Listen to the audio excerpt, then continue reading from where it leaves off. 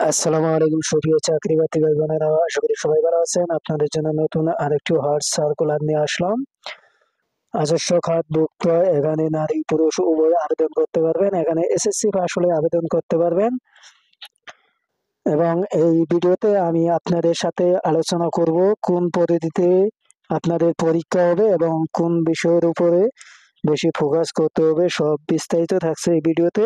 ভিডিওটি শুরু থেকে শেষ পর্যন্ত দেখার অনুরোধ রইল। আর ভিডিওটি ভালো লাগলে অবশ্যই চ্যানেলটি সাবস্ক্রাইব করবেন এবং শেয়ার করে দিবেন। আসুন আপনাদের আমি দেখিয়ে দিচ্ছি। তবে আবেদন প্রক্রিয়াটি আপনাদের একটু বলে দিচ্ছি। এখানে কারা অধিদপ্তরে রাজস্ব খাতভুক্ত নিম্নবর্ণিত শূন্যপদে ইউনিফর্ম সরাসরি জনবল নিয়োগে নিমিত্ত পরে পাশে উল্লেখিত যোগ্যতা সম্পন্ন প্রকৃত বাংলাদেশের নাগরিকদের নিকট হতে দরখাস্ত আহ্বান করা যাচ্ছে। এখানে কারা রক্ষী, এখানে শুধু মহিলারা ৩৭৮টি পদে আবেদন করতে পারবেন। এখানে ১ নম্বরে ক্রমিক নং ১ নম্বরে ১৭তম গ্রেড। এখানে কারারক্ষী শুধু ছেলেরা আবেদন করতে পারবেন, ৩৭৮টি নিবে।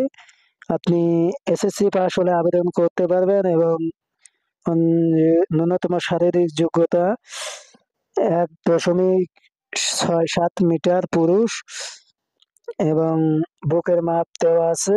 ওজন আপনাদের ৫২ কেজি। বৈবাহিক অবস্থা অবশ্যই প্রার্থীকে অবশ্যই অবিবাহিত হতে হবে। মহিলা কারারক্ষী এখানে নিবে ১২৭টি পদ। এখানে আপনাদের মাধ্যমিক স্কুল সার্টিফিকেট পরীক্ষা বা এসএসসি পরীক্ষায় পাস করতে পারবেন। সব মিলে আপনাদের ৫০৫টি পদে আবেদন করা যাবে এবং বৈবাহিক অবস্থা অবিবাহিত হতে হবে। এরপরে অন্যান্য শর্ত আছে, আপনারা দেখে নিন।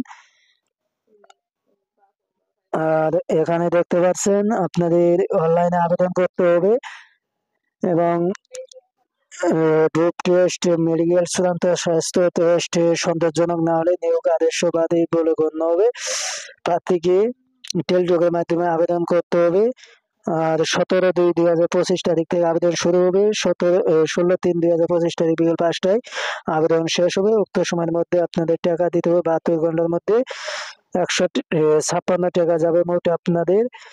এখানে আবেদনের ঠিক স্যাম্পল দেওয়া আছে কিভাবে আবেদন করতে হবে। এখানে বিশেষভাবে উল্লেখ যে অনলাইনে আবেদনপত্রে সকল অংশ পূরণ করে সাবমিট করা হলেও পরীক্ষার ফিস জমা দেওয়া না পর্যন্ত অনলাইনে আবেদনপত্র কোনো অবস্থায় গৃহীত হবে না। এখানে সবকিছু দেওয়া আছে, আপনারা দেখে নিন। আর আপনাদের কাছে আমি যে কথাটি বলতেছিলাম সেটি হলো, এখানে কারা অধিদপ্তরের চাকরিতে নিয়োগ লাভের কোনো ক্ষেত্রে কোনো প্রকার ব্যক্তিগত সুযোগ সুবিধা বা আর্থিক লেনদেনের সুযোগ নেই। এ ধরনের কোনো প্রচেষ্টা হবে প্রার্থী ব্যক্তিগত অযোগ্যতা বলে বিবেচিত হবে। এমনকি প্রমাণ পাওয়া গেলে আপনাদের চাকরিচ্যুত বা আইনানুগ ব্যবস্থা নেওয়া হবে।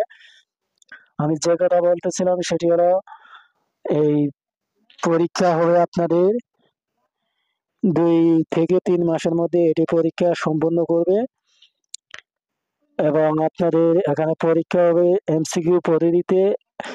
১ ঘন্টা সময় থাকবে এবং ৭০ মার্কের পরীক্ষা হবে।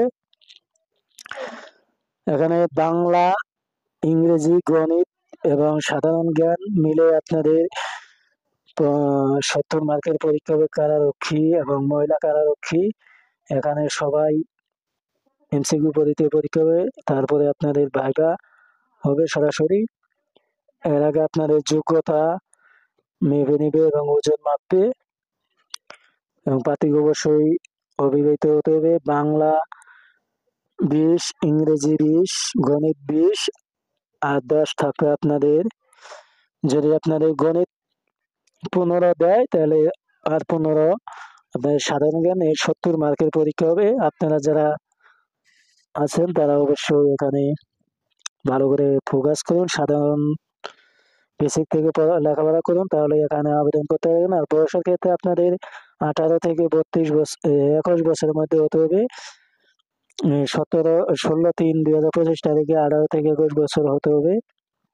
আর প্রার্থীকে অবশ্যই বাংলাদেশের নাগরিক হতে হবে এবং জাতীয় পরিচয়পত্র অথবা জাতীয় পরিচয়পত্র প্রাপ্তি অনলাইনে আবেদনের কপি বা স্লিপ থাকতে হবে, তাহলে এখানে আবেদন করতে পারবেন। আপনারা একটি কথা ভালো করে খেয়াল করুন, এখানে আপনাদের তারা নির্দিষ্ট করে বলে দিয়েছে আবেদনের সময় অবশ্যই আপনাদের জাতীয় পরিচয়পত্র ছাড়া আবেদন করতে পারবেন না। এবং আমি আবারও বলছি, এখানে আপনাদের পরীক্ষা পদ্ধতি হবে এমসিকিউ পদ্ধতিতে, যেখানে 4টি অপশন থাকবে, সঠিকটি আপনাদের বাছাই করতে হবে। তাই অবশ্যই আপনারা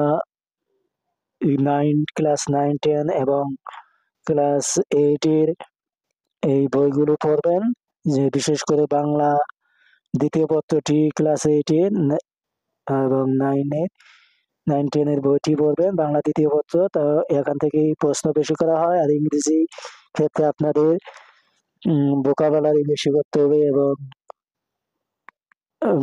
ইংরেজি দ্বিতীয় পত্র এখানে অনেক ইজি প্রশ্ন করা হয়। আপনাদের যদি কোনো প্রশ্ন লাগে তাহলে অবশ্যই কমেন্ট করবেন, দেওয়ার চেষ্টা করব। ফেসবুকে লিঙ্ক দেওয়া আছে, আপনারা ফেসবুকে যোগাযোগ করতে পারেন। ধন্যবাদ। এই ছিল আমার কাছে ভিডিওটি ভালো লাগলে অবশ্যই চ্যানেলটি সাবস্ক্রাইব করবেন এবং শেয়ার করে দিবেন। ধন্যবাদ, আবারও দেখা হবে।